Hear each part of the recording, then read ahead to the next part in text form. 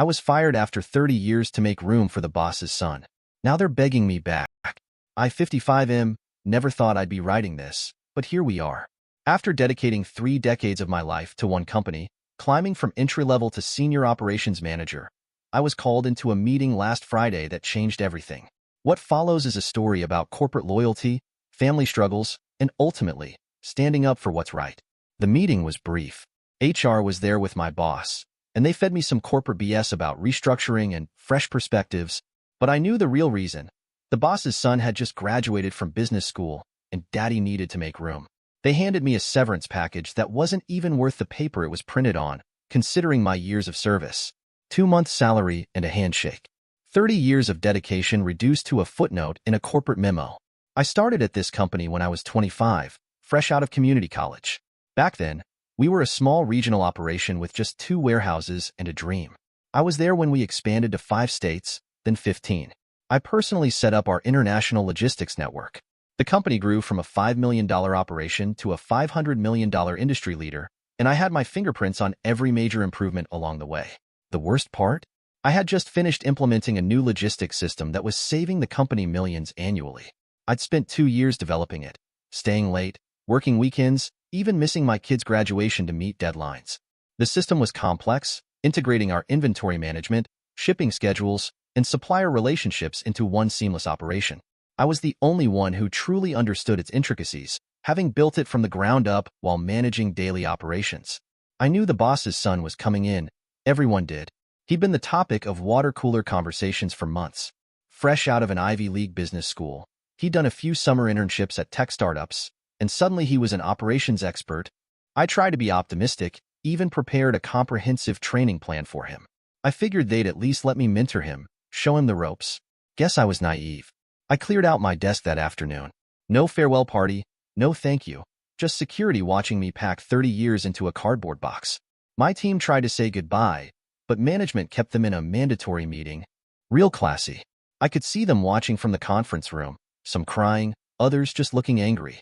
These were people I'd mentored, whose kids I'd watched grow up, whose weddings I'd attended. The drive home was surreal. 3 decades of memories played through my mind. The late nights, the product launches, the Christmas parties, the crisis management sessions that turned into breakfast meetings.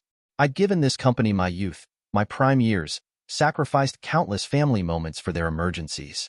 The next few weeks were rough. My wife was supportive, but I could see the worry in her eyes. We had a mortgage, my daughter's college tuition, and my son's wedding coming up. The job market isn't kind to 55-year-olds, no matter how experienced they are. I sent out resumes, reached out to my network, but kept hitting the same wall. Overqualified, they said. What they meant was too old. The impact on our family life was immediate. We canceled our planned vacation, started cutting back on expenses. My daughter offered to take a break from college to work, but I refused. My son wanted to scale back his wedding plans. The guilt was overwhelming. I'd always been the provider, the stable one.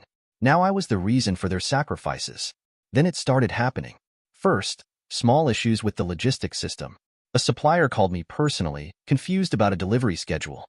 They'd been working with us for 15 years, and suddenly their deliveries were all mixed up. I wished them luck and hung up. Then bigger problems emerged.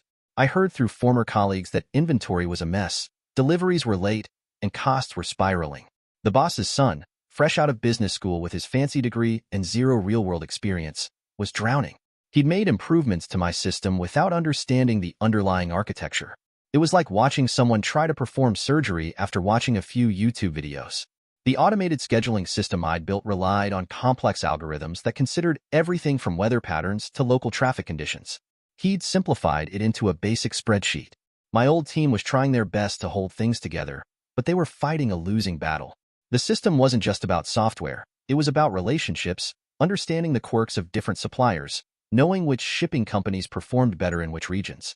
It was 30 years of institutional knowledge encoded into a digital framework. 3 months after my firing, my phone rang. It was my old boss, trying to sound casual. "We'd love to have you consult on some operational issues."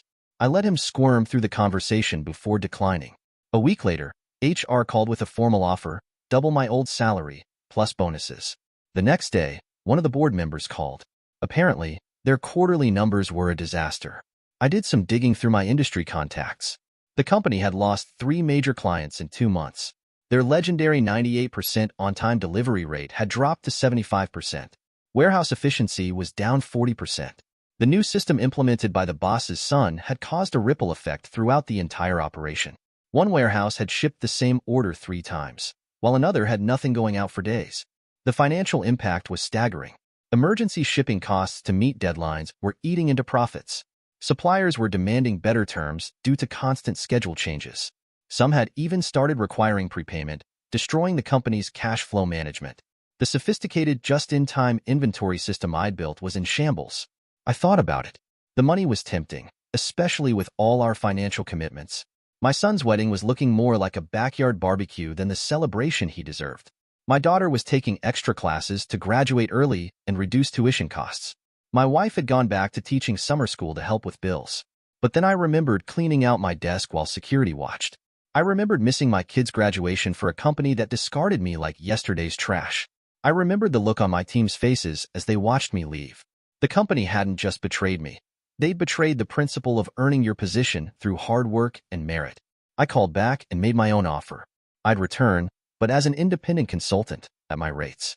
I'd train their team properly this time, document everything, and ensure they couldn't pull this again with someone else. But I had conditions. 1. The boss's son would start from entry-level, learning each department like everyone else. 2. I would establish a formal mentorship program for all employees. 3. My old team members would all receive raises and promotions they'd been denied. 4. The company would establish an education assistance program for warehouse workers. 5. All future executive positions would require at least 5 years of floor experience. There was silence on the other end. Then, we'll need to discuss this internally. 2 days later, they accepted every term. Turns out, their largest client, a Fortune 500 company I'd personally brought in years ago, was threatening to walk due to constant logistics issues. They'd already moved 30% of their business to competitors. The boss's son? He's starting in the warehouse next week, learning the business from the ground up like I did 30 years ago. I start Monday, but this time on my terms. My first order of business? Setting up a proper training program for the warehouse staff, including the boss's son. Sometimes karma needs a little help, and sometimes the best revenge is forcing positive change. The company's paying me triple my old salary as a consultant, which means my son's wedding is back on track, and my daughter can finish school without rushing. More importantly, I'm helping build something sustainable. The boss's son might actually become a good leader now, learning the business properly instead of trying to run something he doesn't understand. My old team? They're thriving under the new structure. 3 have already received promotions, and 2 are in line for executive positions. The warehouse workers are signing up for education assistance in droves. Turns out, when you invest in people, they tend to surprise you. Edit. Since this blew up, I want to clarify something. This isn't about revenge. It's about respect, not just for me, but for every employee who puts their heart into their work. The boss's son isn't a bad kid. He was just handed something he wasn't ready for. Maybe now he'll have the chance to actually earn his success. Edit 2. Thanks for all the awards and support. To those asking, yes, I got everything in writing, and my lawyer reviewed all contracts.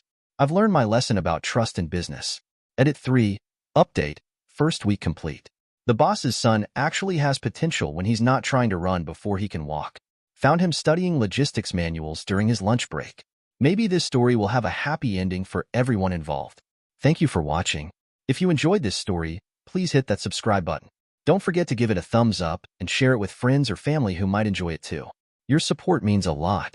And if you have any thoughts, questions, or story ideas, drop them in the comments below. I'd love to hear from you. See you in the next story.